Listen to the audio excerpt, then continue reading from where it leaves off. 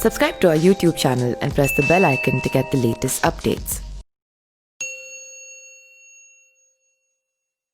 26 की उम्र में सांसद, 32 की उम्र में केंद्रीय मंत्री, 34 की उम्र में प्रदेश अध्यक्ष और 40 की उम्र में उप मुख्यमंत्री। ये वो तथ्य हैं जो सचिन पायलट के सियासी सफर का हिस्सा है। इनके आधार पर ही कहा जा रहा है कि सचिन पायलट को कम उम्र में ही कांग्रेस ने इतनी राजनीतिक शक्ति दी है। इसके बावजूद उनकी महत्वाकांक्षाएं कम नहीं हुई। कांग्रेस ने तो यहाँ तक आरोप लगा दिया कि पायलट ने बीजेपी के साथ मिलकर राजस्थान में कांग्रेस सरकार गिराने की कोशिश की है। सचिन पायलट पर यह आरोप 14 जुलाई को तब लगाया गया जब उन्हें मुख्यमंत्री व प्रदेश अध्यक्ष पद से हटाने का फैसला सुनाया गया। कांग्रेस के मीडिया प्रभारी रणदीप सिंह सुरजेवाला ने जयपुर में सीएम आवास के बाहर आकर बताया था कि उन्हें दुख के साथ कहना पड़ रहा है कि सचिन पायलट के रुख के चलते ये फैसला लेना पड़ा है। अशोक गहलोत के नेतृत्व में लिए गए इस फैसले के बाद आज सचिन पायलट का बयान आया है। इंडिया टुडे मैगजीन ने सचिन पायलट से यही सवाल किया कि क्या आप बेताब और महत्वाकांक्षी नहीं है।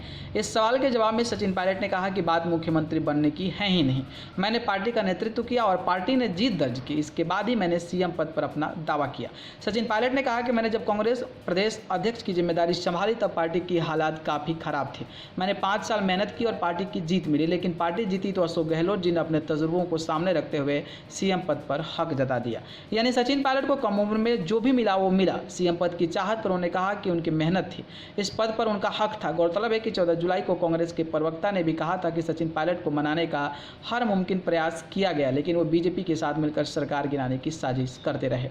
इसके साथ ही रणदीप सुरजेवाला ने भी कहा कि कम उम्र में सचिन पायलट को इतनी राजनीतिक शक्ति इसलिए दी गई क्योंकि उनसे सोनिया गांधी, राहुल गांधी का खास लगाव था, लेकिन वो पार्टी के खिलाफ ही चले गए। पार्टी के बता दें कि 1977 में जन्मे सचिन पायलट 2004 में पहली बार कांग्रेस से लोकसभा सांसद बने। इसके बाद 2009 में उन्होंने मनमोहन सरकार में केंद्रीय मंत्री बनाया गया। इसके बाद 2014 में उन्हें राजस्थान कांग्रेस अध्यक्ष और 2018 में मुख्यमंत्री बनाया गया। वहीं दूसरी तरफ बीजेपी के साथ जाने के आरोप पर पायलट ने कहा कि वो 100 बार कर चुके हैं कि बीजेपी में नहीं जा रहे हैं, वो अब भी कांग्रेसी हैं।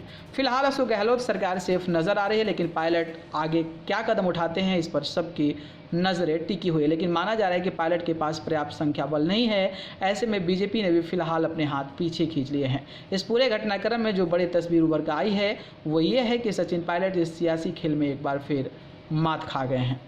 न्यूज़ रूम से न्यूज़ लाइव की report. Subscribe to our YouTube channel and press the bell icon to get the latest updates.